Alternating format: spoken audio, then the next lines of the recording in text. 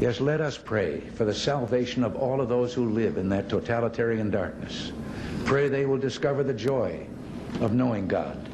But until they do, let us be aware that while they preach the supremacy of the state, declare its omnipotence over individual man, and predict its eventual domination of all peoples on the earth, they are the focus of evil in the modern world. It was C.S. Lewis who in his unforgettable Screwtape letters wrote, "The greatest evil is not done now in those sordid dens of crime that Dickens loved to paint. It is not even done in concentration camps and labor camps. In those we see its final result.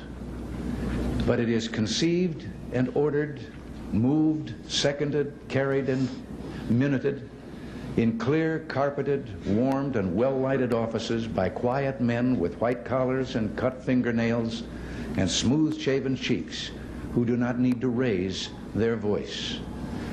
Well, because these quiet men do not raise their voices, because they sometimes speak in soothing tones of brotherhood and peace, because like other dictators before them, they're always making their final territorial demand, some would have us accept them at their word and accommodate ourselves to their aggressive impulses. But if history teaches anything, it teaches that simple-minded appeasement or wishful thinking about our adversaries is folly. It means the betrayal of our past, the squandering of our freedom.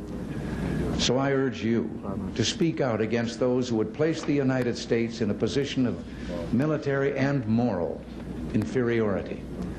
You know, I've always believed that old Screwtape reserved his best efforts for those of you in the church.